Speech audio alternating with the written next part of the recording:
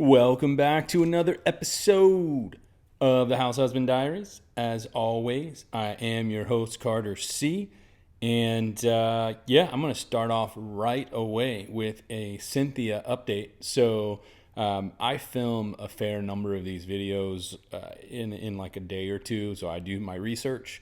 Don't know if I've said that publicly or not, but so basically, there is a long lag sometimes between an update video and something that I might have posted a while ago. And so the Cynthia update, what I will say is she responded within, I think it was like 30 hours or something. So it was, almost within 24 hours, she responded.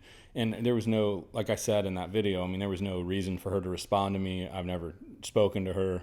I don't know that she's ever seen me or any of the videos. So, as far as I know, I was just a random person sending her an email, asking her a random question about tears, about where warm waters halt on her website. And I know that can be taken the wrong way sometimes, and that wasn't it wasn't meant the wrong way at all. So what I will give is what I wrote, and then Cynthia's response. So thank you so much, Cynthia, if you ever watch this, for responding very, very quickly.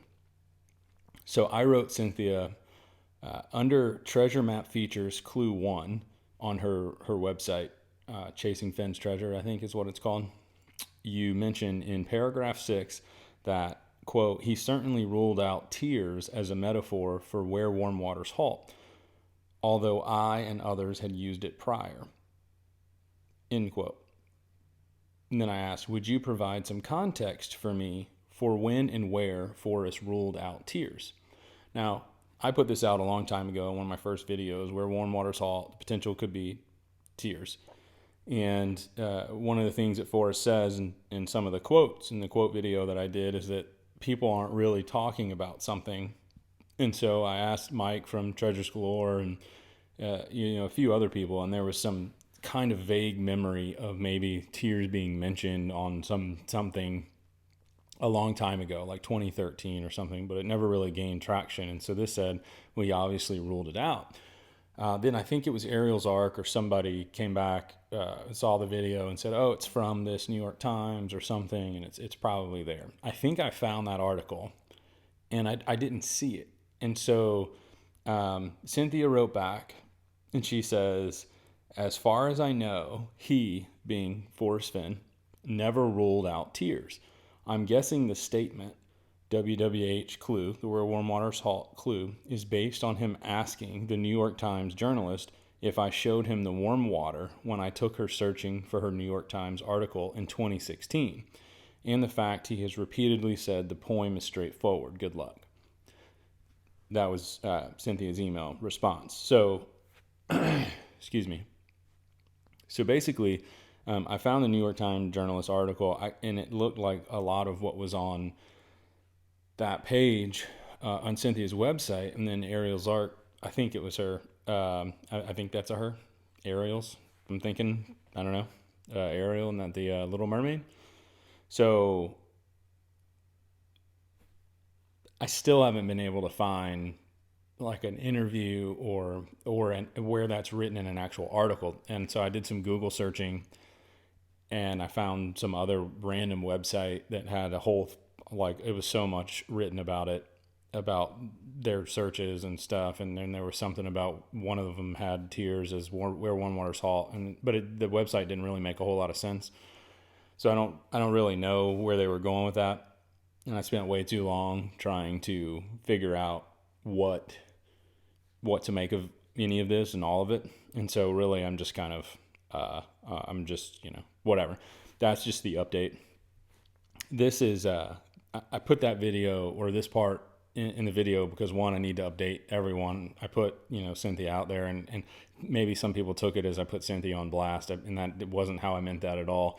Really, I was just saying, hey, this is an idea I had. The only person who has any, involvement or something that I saw on a website was Cynthia. So I was just asking, and she responded wonderfully. And so basically, Cynthia followed up, with her saying the fact that he's repeatedly said the poem is straightforward. And I thought that was really interesting because I think what I'm going to do in a follow-up video to this one, and it's not going to be the next one, but it'll be, in the next couple of weeks, is basically where Forrest, what he says is at times at odds with other things he said. So the topic of this video is Forrest is just messing with us. And these are quotes from the man himself about how he loves to just mess with people. It's written in the book a number of times. And so he has said, people need to simplify. But he's also said, you oversimplify the clues. So how do you need to simplify, but yet other people have oversimplified? And I think that those specific, we spend so much time dissecting what Forrest is saying and not enough time in the book and the poem, which is why Mike from Treasures Galore and I are going to get back to the poem, get back to the book, and really keep diving in and keep digging in and try to stick with where warm waters halt. But I do think it's good to step back from time to time and kind of catalog a number of these quotes on some of these topics to really reset the stage and bring some clarity and some logic to kind of just the garbled, rat's nest of all of the stuff that's being put out. So, he's repeatedly said Forrest has repeatedly said the poem is straightforward, from Cynthia's email. Christy says, did you dip your toe in it? All of these things, but then, meet me where warm waters halt, and you oversimplify the clues. And so it's just interesting. There's conundrums here. So what I will do is I'm going to go through a few quotes from the book, and then I'm going to go, have a bombshell at the end of a quote from Forrest Fenn in a video. All right, let's get this puppy rolling. I think I said this in a really early video. I wasn't sure, but I was, thinking about openings and stuff for videos. And isn't it weird how you say, ladies and gentlemen, boys and girls? Why do you put ladies first and then gentlemen, and then switch it and put boys first and then girls?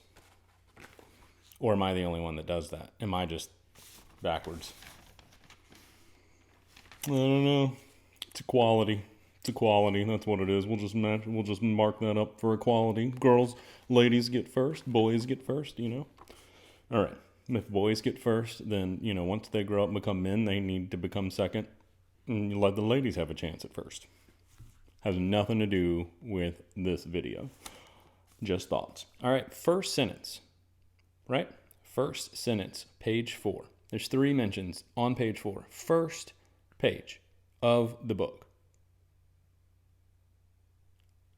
All of the stories that mingle among these pages are as true to history as one man can average out the truth, considering the fact that one of my natural instincts is to embellish just a little.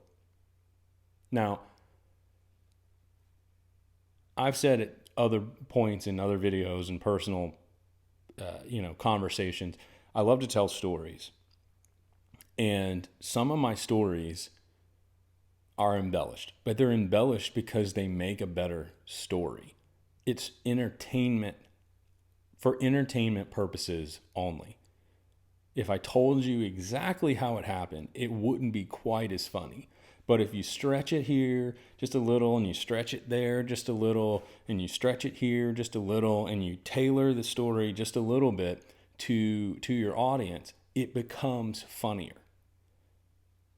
And I'll be at parties, and my wife will be like, that didn't happen. And I'll be like, within reason it did happen, but, it was close enough.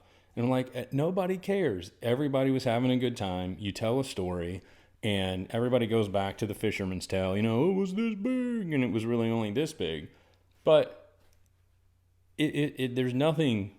So keep in mind when I go through all of these, when I say Forrest is just messing with us, I don't mean that he's doing that in some sort of mean-spirited way. I think he's having fun with it. And you'll see at the end with the quote that I know he's having just a ball with it. So he says his natural instinct is to embellish. So to take every word that he says and then say, well, this is exactly why, this is where warm water salts, or this is whatever, because Forrest said so.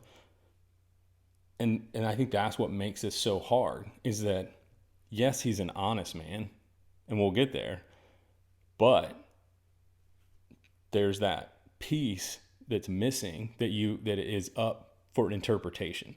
Was he embellishing here? Did he tell all of the truth here? Is this some of the 15% that's not true? And now I just, went ahead and got all of the, or some of the quotes out of the way. If you've read the book multiple times, you'll know what I was just talking about. So let's keep moving down, right? So he embellishes a little. And then he says, nevertheless, the story about my treasure chest is true. So he's just saying, hey, I like to embellish, but this is true. And if it doesn't stir your spirit, then I hope at least it brings a smile in one of your dreams. Perfect. So then he says, down just a little further, in the second paragraph towards the bottom, he says, please overlook my slight penchant for provocation. Now, to provoke someone is to push their buttons, right? Is to say things for the express purpose of getting a rise out of someone or getting a response that you want. So what's interesting, and I'll go into this in another video, and there's a video of why I don't believe it's in the Yellowstone area. And that's going to be real fun for me and Mike, because from Treasures Galore, because he thinks it's up there, and I think it's in New Mexico. And we're going to have a good discussion about that. But he says, I have a slight, he's got a slight, what does he say? That embellish just a little, a slight penchant, just a tad, just a smidge, just a little smidge. I'm not doing, it's just for fun. But he's going to provoke. And it's not in a necessarily a mean-spirited way. I mean, sometimes I'm sure if there were complete jerks, maybe he'd be a jerk back, or he'd get it back in a different way. But he purposely pushes buttons and puts things in front of people. If you ever listen to Christy, K-Pro, I mean, he ribs her hard about the PhD thing, which I know she's getting tired of, and from everybody else jumping on that bandwagon. And one thing I will say, and I don't know, I think it's unfair that when you get a PhD, people call you doctor, and when you get a master's degree, they don't call you master. I mean, I get the connotation, but I just still think it's unfair, because you don't get anything with a master's degree. You don't nobody, you don't, your name doesn't change. It's not like you get to do anything cool. You just pay a lot of money, and then you have a few extra years of schooling. So what I'm basically saying is, don't waste your money with a master's degree. You don't get a name change. You're not the smartest person in the room because somebody else has a PhD or an MD.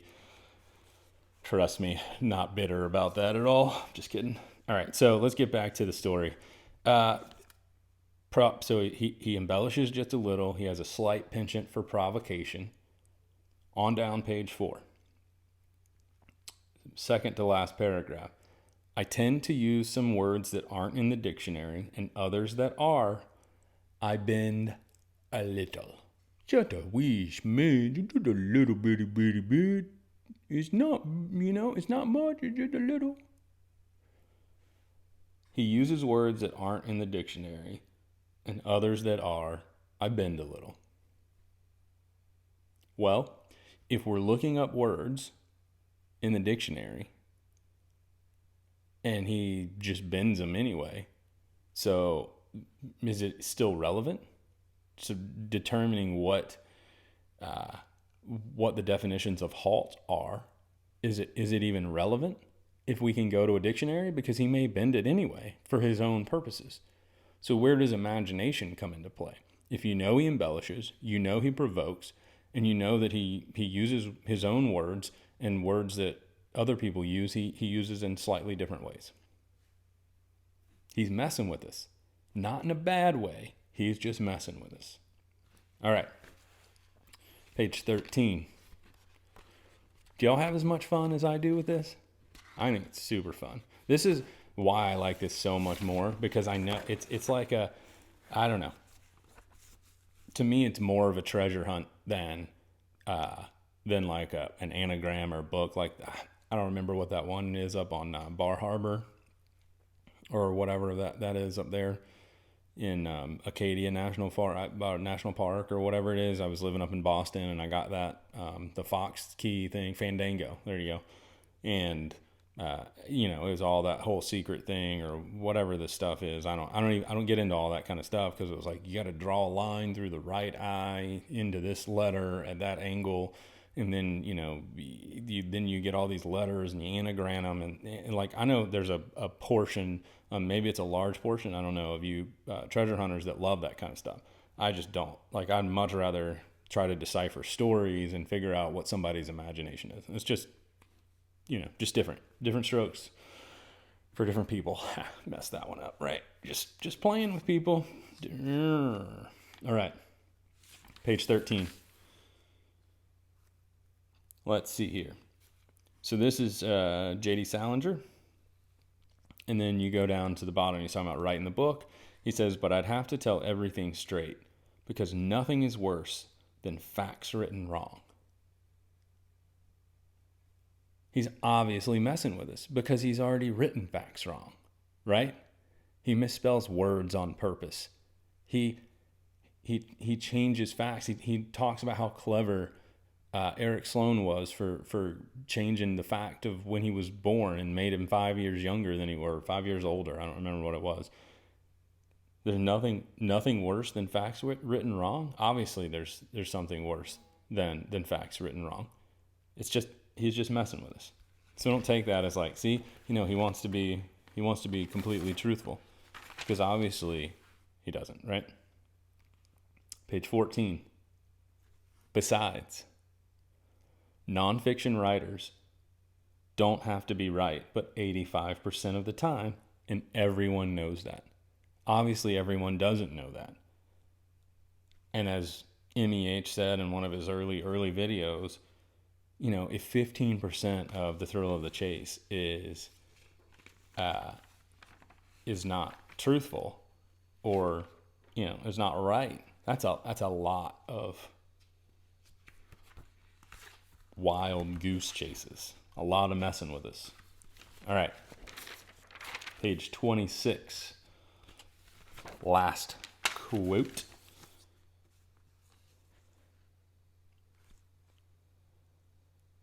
What we've learned is that you should always tell the truth, but you should not always tell all of the truth.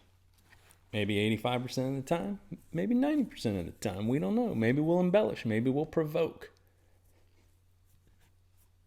Maybe we'll bend a little. You know what? I didn't read my notes. I'm going to go back to page 4, because I thought there was something really interesting on that last quote.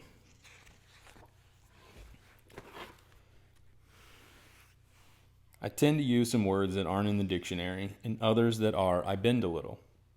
My only goal in this endeavor is to talk about a few of my life experiences. Really, Forrest? Your only goal is to talk about a few of your life experiences? I'm under the impression that the thrill of the chase is about chasing and finding this treasure and the poem. The Dust Jacket says this memoir includes a true story about a secret treasure and an outrageous dare. Well, that's the first sentence of the Dust Jacket. It seems like the first sentence of the Dust Jacket's trying to draw you in for the main reason of the book. And then you tell us on the first page, after you like to embellish and provoke and do all of these things, my only goal in this endeavor is to talk about a few of my life experiences.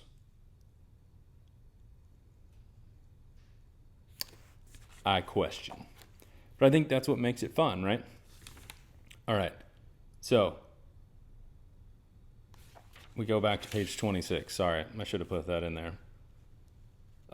When I first read it. So then we go back to what we've learned is that you should always tell the truth, but you should not always tell all of the truth. I had just learned about fear, hate, ethics, dread, moralities, passion, honesty, subterfuge, truth, and a bunch of other things I can't even remember anymore. So he's learned about all these things. So to think that there aren't little subtle, not only subtle hints, but subtle, what's the word I want to use? Purposely placed distractions. How about that? Does that work? That's what I'm going to go with. I think it goes both ways. All right, and now for the last bit. On the Hint of Riches, on January 20th, 2020, there was a clip that K-Pro and Cal played from their cutting room floor of their documentary. And I don't remember exactly where it was. I should have put the hour, minute, whatever, mark. But the clip, Forrest, this is a big thing for me. And this is kind of, I'll wrap it all up, of why Forrest is just messing with us. And we have to take what he says, whether he says, did you dip your toe in it? And he says that the poem is straightforward. Everybody has their own opinion, and that's fine. But he likes to mess. And this is where I think very few searchers either get this or want to believe this. They want to believe that it's straightforward. They want to believe, well, okay, it's just, it's just where warm water's hot. It's just, okay, it's just this, it's just that. No, he says, you need to simplify. So Christie says, do the aberrations have such something? I didn't get the first part, like the way the clip was, and there was, I don't know, there was some first part of whatever Christie was saying. It was kind of cut off. I'm not saying you did a bad thing, Mike. And, I know it was hard to define, but maybe I couldn't hear her just because I have a hearing problem. But do the aberrations have such as knowledge without the D? So something about, I don't know how she started that sentence, but the rest of it is, do the aberrations have, so like what part do the aberrations have? Or I don't know what she said. Maybe she can respond to that. And Forrest Fenn says, such as what? And K-Pro says, knowledge without the D.